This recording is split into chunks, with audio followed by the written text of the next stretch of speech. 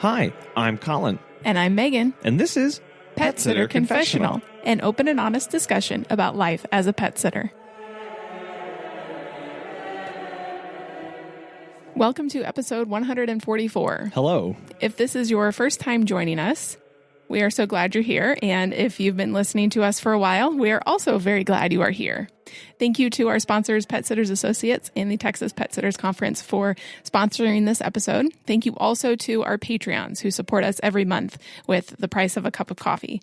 So if you would like to learn more about that, you can go to petsitterconfessional.com/support. We are looking for your funny stories as a pet sitter, as a dog walker, as a groomer, as somebody in the pet care industry. So we'd love it if you would call and leave us a voicemail so that we could play that on the show. We're wanting to start a new segment where we play a short clip about a quote unquote confessional or just something interesting about what it is, a little bit behind the scenes about life in the pet care industry. So you can call us at 636-364-8260, and we'd love to play that on the show. Our topic today is about getting clients. As a topic in 2021, this is really hard. We had initially done an episode all about advertising back in episode 11, which was in 2019. So a ton has changed since then. Last year upended the pet care industry. And so we wanted to take a closer look at what it looks like to market and advertise your services this year and moving forward. We know that a lot of sitters in cities like Los Angeles and New York City and a ton of others who haven't really bounced back, and that may be you as well. We're seeing a lot of people posting, asking about getting new clients and why they're not getting any traction. But something to keep in mind is that since the holidays are over, this is really the slow period of the year. Yeah, recognize that this time is normally pretty slow for everybody. And what's important to take note in that is that off-season advertising. So don't get discouraged if you're posting and not hearing anything. Now is the time to be marketing when there isn't as much out there competing for your client's attention. As businesses, when we're talking about advertising, we're trying to get people's attention. At the end of the day, we are competing for that one asset that there's never enough of. Companies spend millions of dollars to vie for attention. So, I mean, just think about how much attention Netflix or Facebook get in any one day from people out there.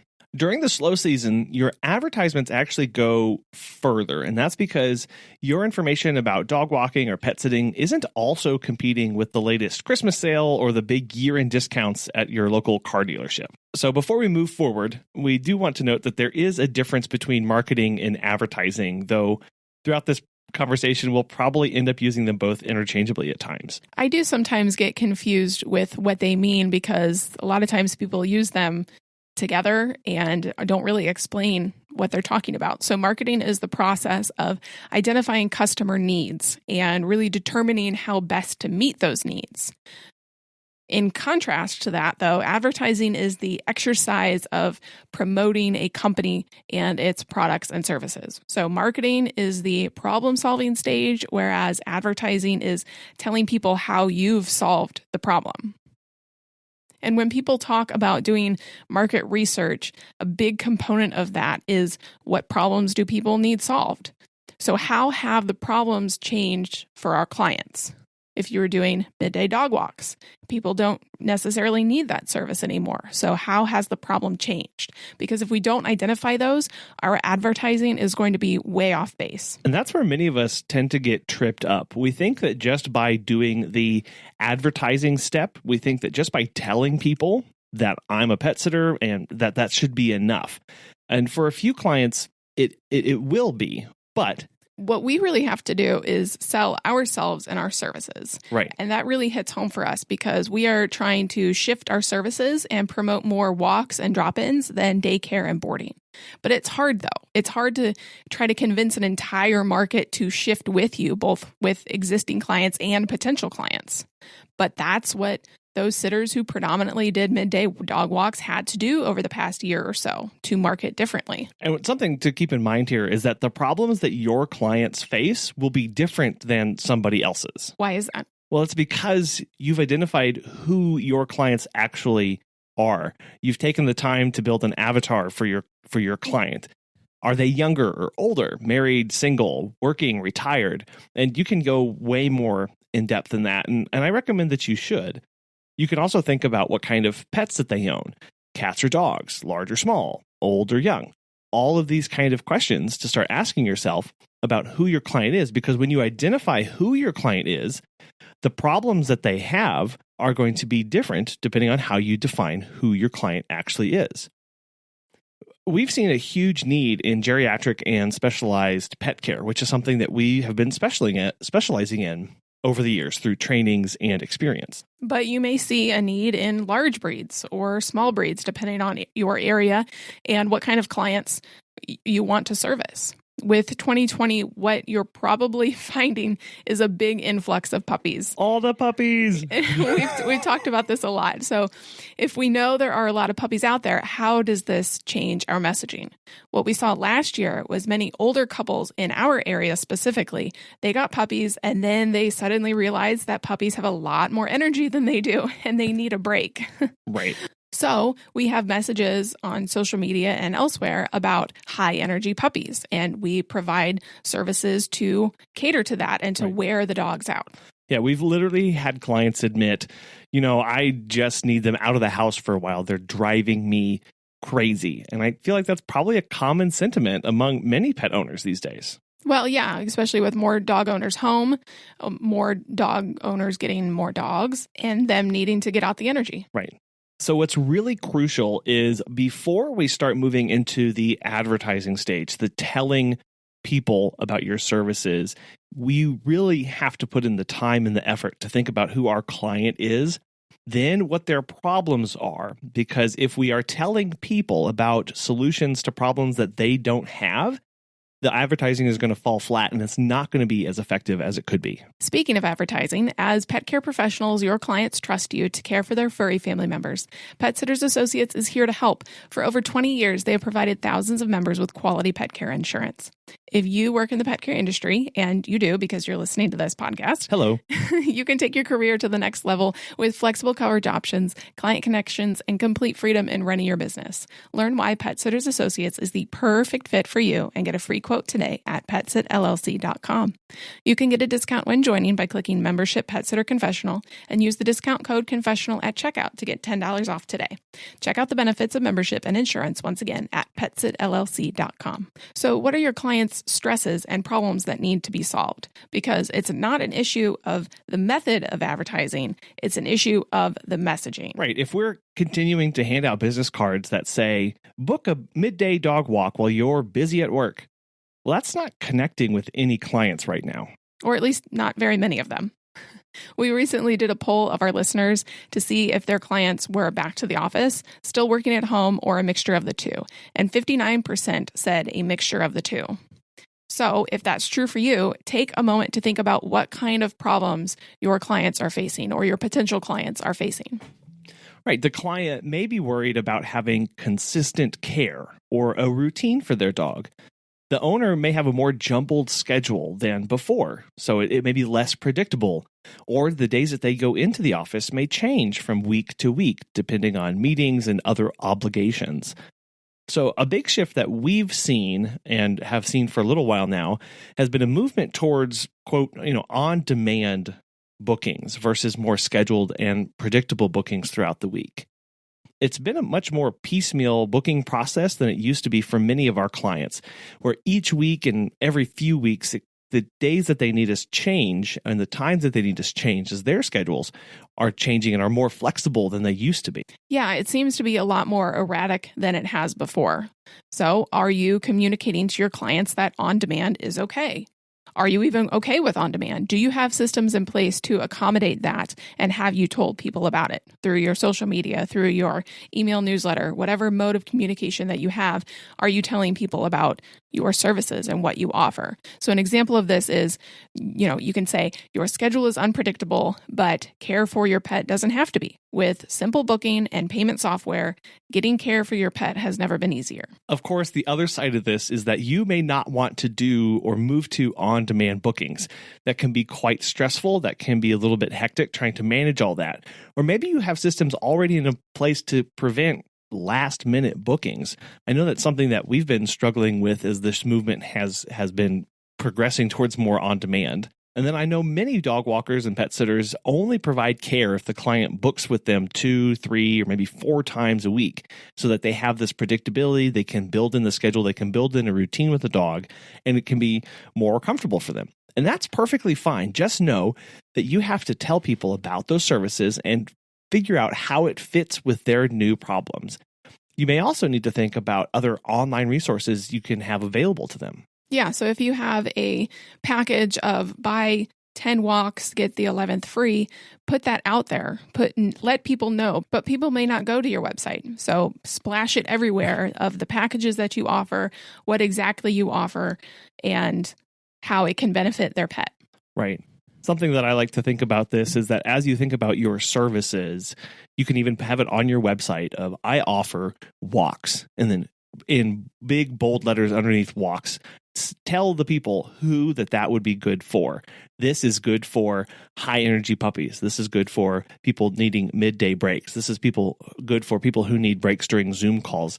And do that for each of your services, because sometimes it may be a little bit confusing for a client to identify what they need or how it's going to fit in with their life.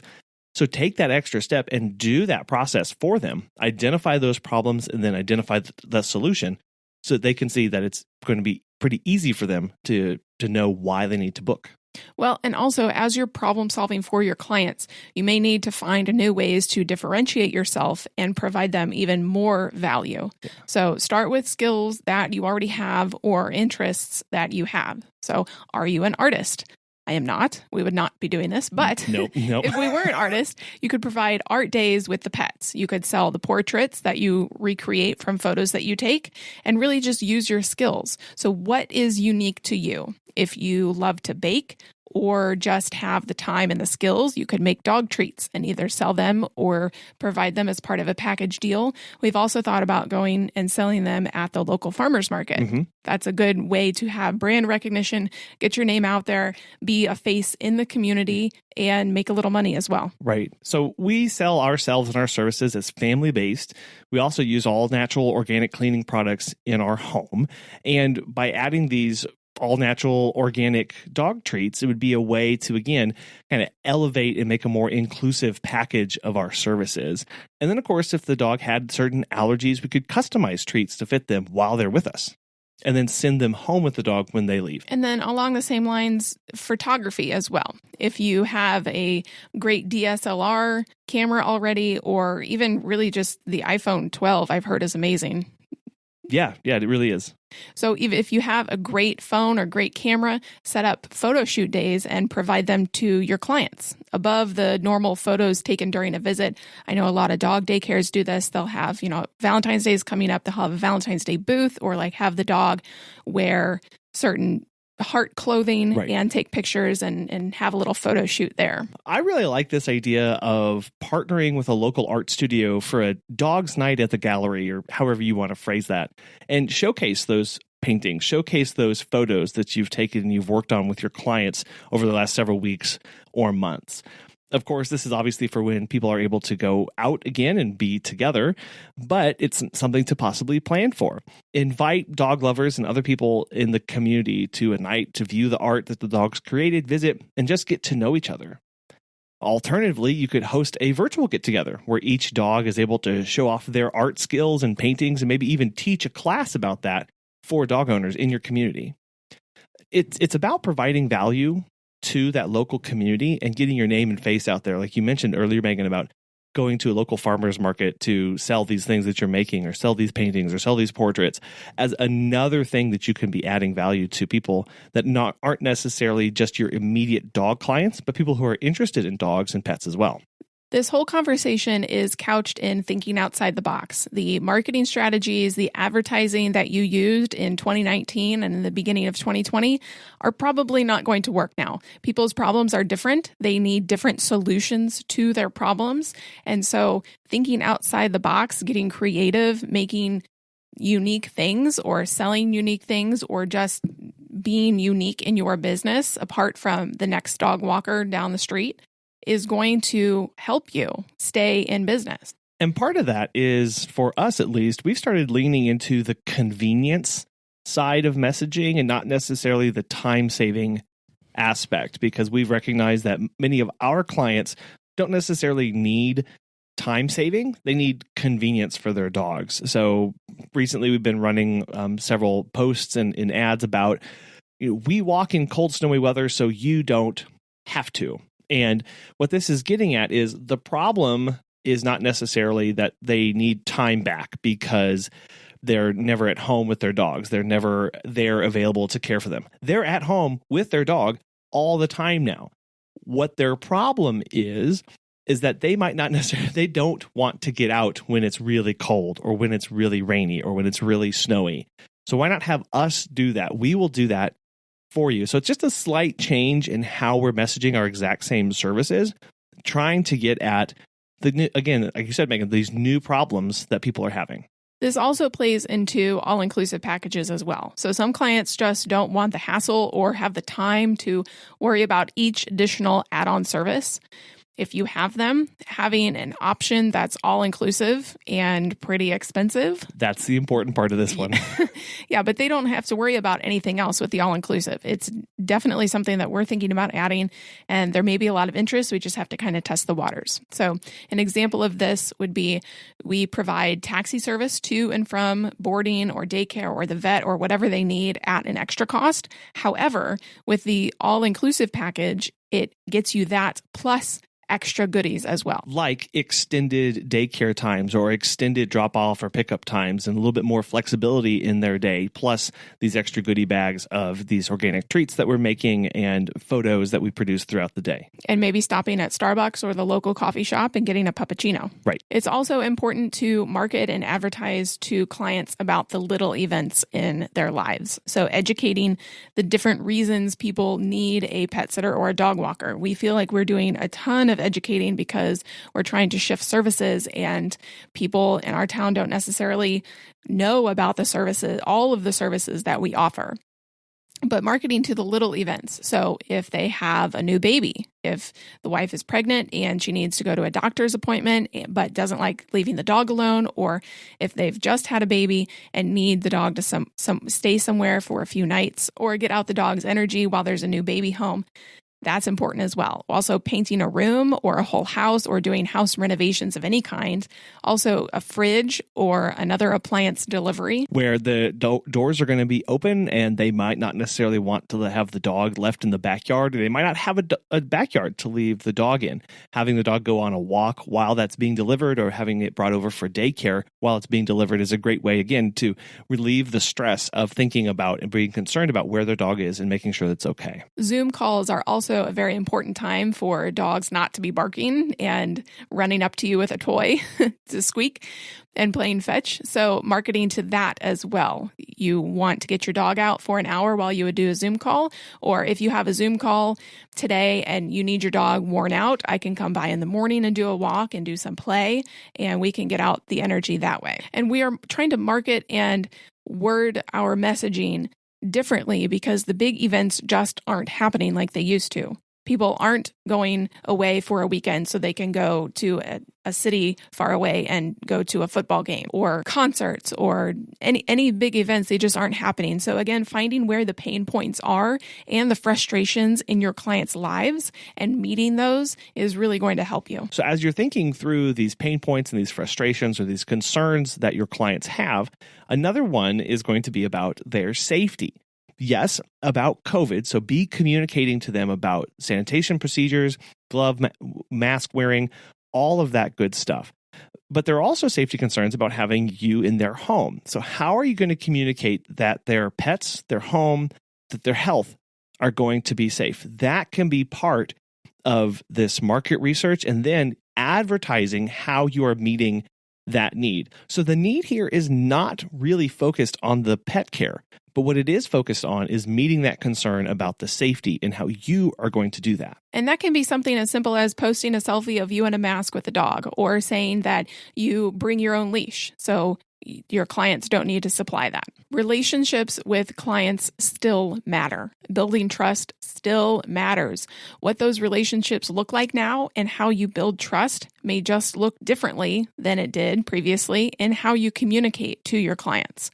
Most people aren't doing group walks with owners anymore. Instead, they're choosing to meet online. A lot of dog trainers went online, or they're sharing photos of their walks throughout the week in a private Facebook group.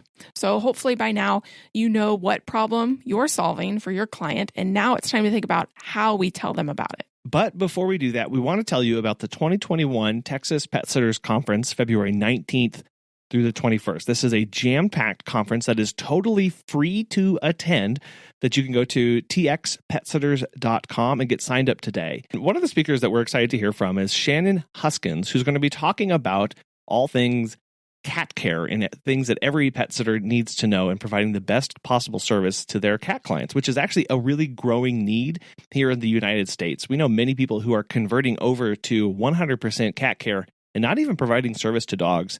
So that's going to be a great talk to listen to as we think through these new needs that clients have moving forward, especially as we think about how cat care is becoming a really big deal, at least here in the United States, and the bookings for pet sitters is going through the roof. So this talk is going to talk about, again, medical concerns and things that you can watch out for, and becoming an awesome cat advocate, not just your clients, but those in your community as well. Again, head on over to txpetsitters.com and get registered today for this totally free conference. So now let's think about ways we can advertise our business. Door hangers. Many neighborhoods don't allow solicitation, so be careful of this, but it can be effective. Flyers or cards at the dog park. So if they have a bulletin board up, you can tack a business card on there. Also, getting your name out there with local vets and groomers is really important. They know they have connections, they have clients that need your services. Getting your name there is important. We've talked about in the past of maybe providing a snack for them or bringing them in donuts, but don't just bring in the snack and drop it off and say, here's some business, throw some business cards at them and leave. That's not effective. It's not going to get you new clients. You need to build that relationship with them. If you have a pet and you take your pet to that veterinarian, talk about your services with that veterinarian and build a relationship over time. You may also think about providing yard signs for existing clients. We see this all the time for things like roofers or people who make fences of... Yeah, this fence provided by or built by. Right, so make a yard sign that says, I love my dog walker. Call blah, blah, blah, whatever your number is. But my dog is walked by. Exactly. But again, remember here that some neighborhoods, some HOAs don't allow these kind of solicitation things. So just be aware of that and ask your clients nicely if they would consider doing that. Also, taking out ads in the local newspaper or on local radio. If you live in a huge city like Dallas, it's probably going to be really expensive and probably not necessarily very effective. But if you live in a small town, this is going to be huge for your business. Right. And maybe you don't get an ad out in a local newspaper. Maybe you write a guest column for them about pet care, about the benefits of dog walking for them, and an opinion piece or something like that. That can, again, start putting you at the center of being an expert in this and will draw attention to you as people see that. Yeah, it gives you credibility in the pet care field. We used to use Craigslist back when it was a thing. It's not so much a thing anymore. Nope. And that's actually how we got our very first client. But obviously we haven't used it in years at this point, and I would say it's not an effective strategy anymore. Yeah. But the tried and true method is, and probably always will be, word of mouth. It is not a quick solution. It's not a fast solution. It takes time and years, but it's huge in the pet sitting and dog walking circles. So don't be afraid to ask for reviews and testimonials. You'll need to decide where you want the client to leave them. We like sprinkling reviews across Facebook, Google My Business, and other places as people find us through them. And it doesn't have to be super complicated. It can be something as simple as after the stay, the 2 days after or 3 days after, while it's still kind of on their mind. It was a pleasure caring for Lucy. We're happy to do it again anytime. If you would please give us a review, we would really appreciate it. And then attach the link to where you want them to leave a review so they don't have to go find it. Don't just say, go to my Google My Business page at wherever. Don't just say, please leave it on Facebook, because the more steps that they have to do to get to the point of leaving your review, the less likely they are to do it. So include the link directly to where they need to do it. And that will, again, just reduce the amount of hurdles that it is for somebody to finally leave a review or rating for you. Yeah. And then also, if you have a website, try to put a review at the bottom of each web page instead of having a dedicated page for reviews. We all know the reviews on that page will be stellar because obviously no one is going to put a negative review on their website. So if clients find the reviews organically by scrolling down the page on your site, they are more likely to read them. You can encourage them to leave a review if you give a referral discount. You obviously don't have to do this, but we used to leave business cards with a personalized code on their counter at the end of the stay so that if someone used it, we know who'd referred them, and they'd both get a discount on their next service. Local Facebook groups are increasingly powerful. Sharing your blog posts, favorite photos, or pet care info are great ways to be involved in the community without constantly selling. If all you do is post, "I walk dogs for $20, let me know if you need it," it's not very engaging. It doesn't show that you are giving to others. I can't remember exactly, but it's something like the 80-20 or 70-30 rule. So posting information and engaging content 70 to 80% of the time, and then selling for the other times. Always add value. Don't just sell yourself in your local community groups, but share infographics, community events, your blog posts. When we write a blog post, Megan shares it to the local Facebook groups, and it's gotten us a ton of good return on investment. We've also had success on the Nextdoor app. At least when we lived in Texas, we did. We haven't gotten it so much here because we live in a smaller community, but if you live in a larger city, this is really going to help you. Again, it may not be available everywhere, but it's at least worth checking out. When things are safe again, get involved in community activities. Again, it's about getting your face and your name out there, and your team, if you have one, have a booth at community events, or like I mentioned, the farmer's market, if you want to start selling dog treats. Sponsor things, show up and contribute when they need volunteers at the shelter. One of the things we are kicking ourselves for is last year around October, our local Parks and Recreation was asking for sponsors for their local light display. At the park during the Christmas holiday season. And we were really toying with the idea of becoming a sponsor and sponsoring one of the light displays.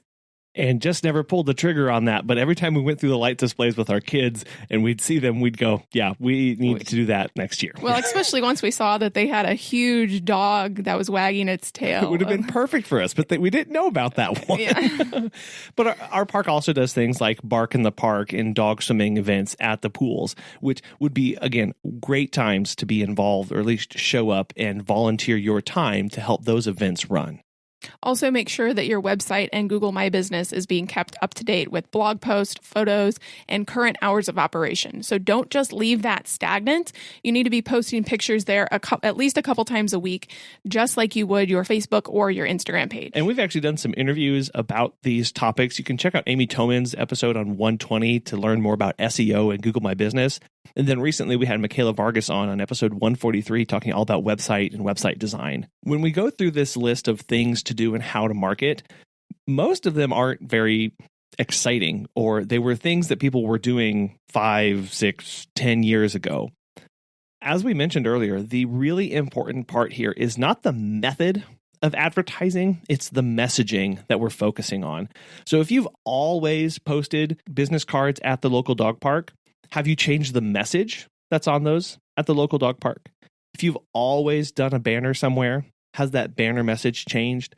These are the things that we're thinking about as 2020 changed the entire industry and changed the needs of our clients as a whole. They changed, our messaging needs to change. We can still reach them in the exact same way because that attention is still there. Those methods that we just listed here still get attention. It's the messaging that we're needing to try and connect with our clients now as their needs have changed. Yeah, they still have a problem. They still have dogs. They still have cats. They still need their pets to be checked on, maybe not necessarily in the middle of the day while they're at a long day of work, but they still have events in their lives where they leave the house and may not want their dog left alone, or they may just want their dog played with and are not able to do that or don't want to do that during the cold winter months. So how are you advertising and building relationships? What has worked for you? Again, don't get too discouraged if you aren't getting any new clients right now, because this is the slow season. After the holidays and before spring break, a lot of us aren't as busy as we were. And if you are, that's great. Awesome.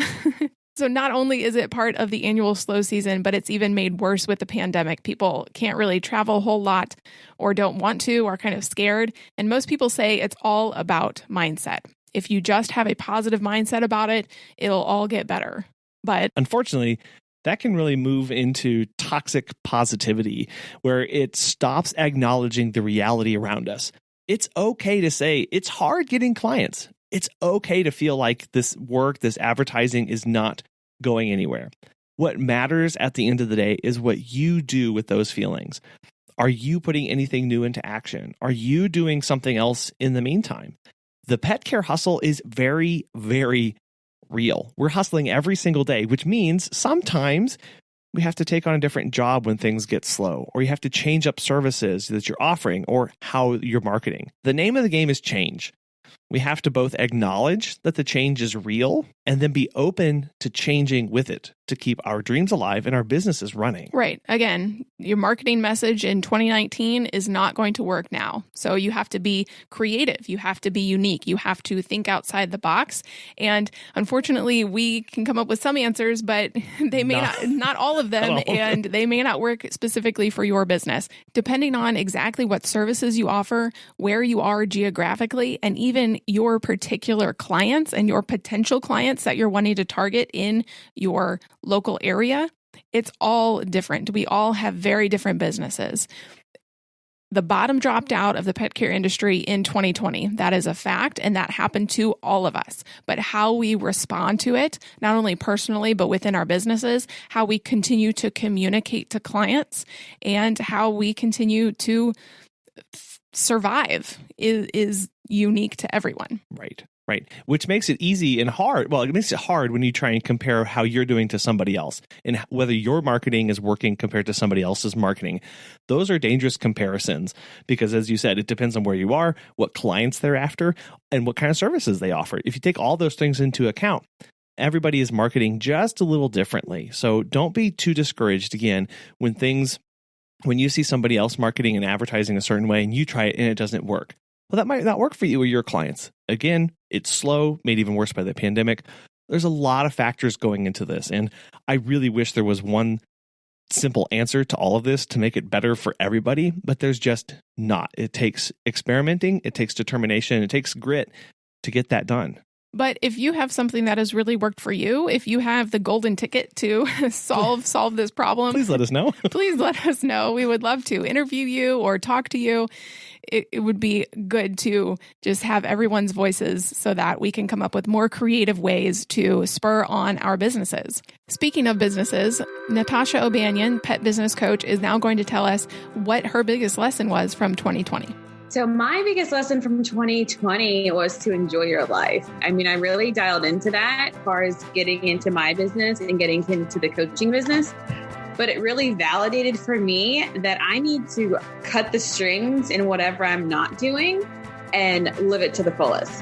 So the previous year, 2019, I had been traveling with my family. And I went to 15 countries, which was amazing. But I'm like, I needed to go to 50. I needed to go to 120. I need to go to so many more. Because basically, you just never know when someone's going to take the control away from you or shift your gears or take your income potential away or any of those things that you cannot create on your own. I realize so much that us all as business owners and even pet lovers need to put ourselves in scenarios where you're just living your best life. I mean, I can just say that to the fullest. I mean, the COVID situation has hit me, but it didn't hit me the way that it could have if I wasn't thinking ahead already years and years beyond. Only thing I regret is not stamping, 100 more countries before so and just kind of waiting on idle now. But I would say 2020 has really taught me to dial all the way into every single thing I want to do. No limits, no gaps, no holdbacks, just full on live your best life exactly the way you want to do it, because you never know what is or isn't going to be. So the burnout and the stress and my clients don't appreciate me and I don't really want to offer this service and I'm doing things I really don't like. Cut all that out. Cut it out. Just let all that go. Get really clear on exactly what it is you love doing and start from here and do it that way.